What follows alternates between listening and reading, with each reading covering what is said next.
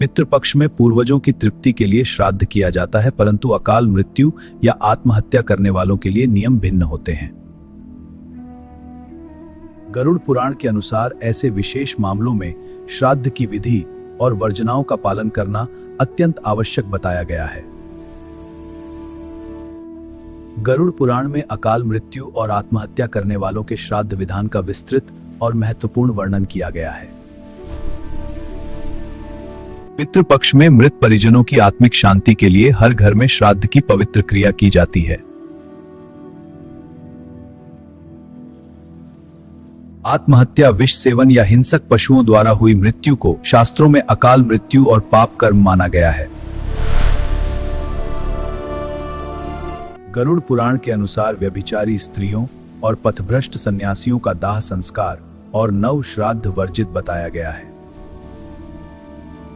पाखंडी और घोर पाप करने वाले व्यक्तियों के लिए शास्त्रों में बताए गए 16 श्राद्ध भी नहीं करने चाहिए।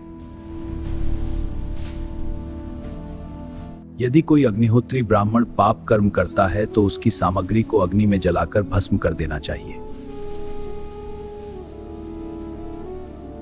पापियों की मृत्यु का 1 वर्ष बीतने पर परिजनों को शुक्ल पक्ष की एकादशी को विशेष पूजा करनी चाहिए।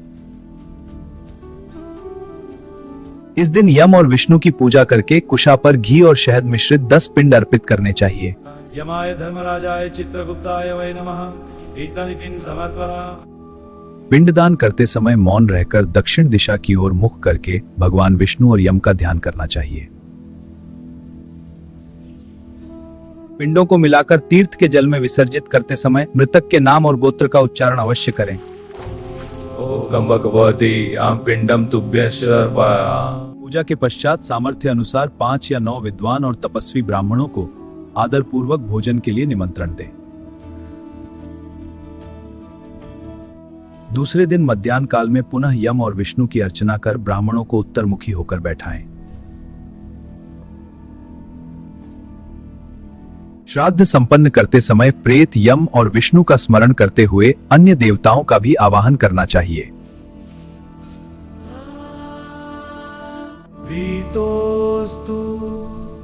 ब्राह्मणों की विदाई के समय भूमि पर जल गिराकर प्रीतोस्तु कहकर पितरों की प्रसन्नता की मंगल कामना करनी चाहिए। इसके पश्चात ही परिजनों को मित्रों और सगे संबंधियों के साथ श्राद्ध का बचा हुआ भोजन ग्रहण करना चाहिए। इस विशेष क्रिया के प्रभाव से पापी जन भी प्रेत योनि से मुक्त होकर अंततः स्वर्ग लोक को प्राप्त होते हैं। असावधानी या दुर्घटनावश हुई मृत्यु के मामले में सभी प्रकार के दैहिक कर्म करना शास्त्र सम्मत माना गया है। सर्पदंश से मृत्यु होने पर हर मास की पंचमी तिथि को नाग देवता की विधि विधान से पूजा करनी चाहिए। ओम नागराजाय नमः। चावल के आटे से नाग की आकृति बनाकर उन्हें सफेद पुष्प, धूप, दीप और कच्चा दूध अर्पित करना चाहिए। स्वर्ण की नाग प्रतिमा और गौदान करने से सर्पदंश से मृत व्यक्ति की आत्मा को शांति मिलती है। मृत्यु के बाद परिजनों की आत्मा की शांति हेतु श्राद्ध कर्म परम आवश्यक माना जाता है। गरुड़ पुराण में अज्ञात तिथि और विशेष परिस्थितियों में श्राद्ध नियमों का विस्तृत और महत्वपूर्ण वर्णन किया गया है। मृत्यु घर से दूर या विदेश में हुई हो तो भी शास्त्र सम्मत नियमों से श्राद्ध किया जा सकता है। यदि पिता की मृत्यु तिथि ज्ञात न हो तो पुत्र को प्रतिवर्ष पितृपक्ष में श्राद्ध करना चाहिए।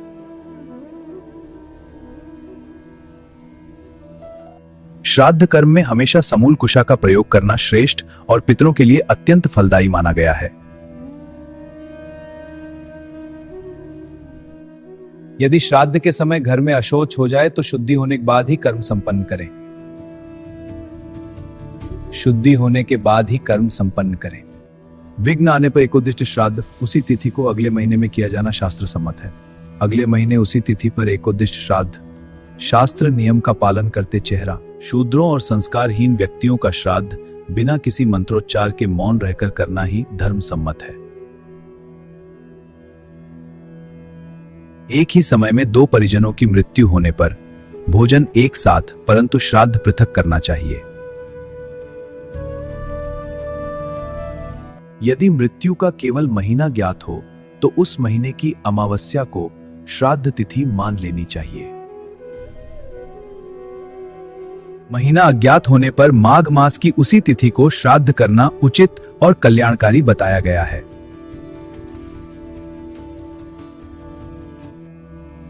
बिना प्रवास के भी तिथि भूल जाने पर मृत्यु का पता लगने वाली तिथि पर निर्णय करना चाहिए।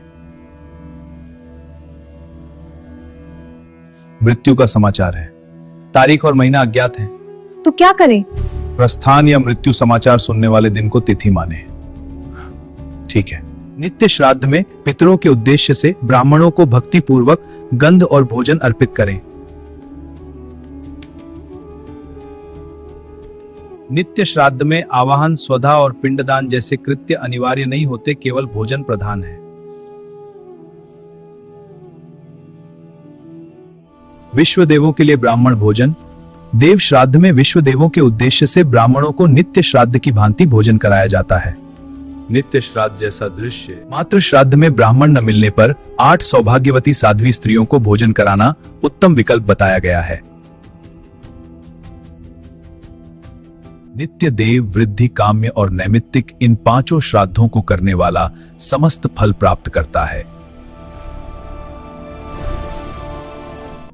मृतक की तिथि का सही निर्धारण करके श्राद्ध करने से जीव भवसागर से तर जाता है।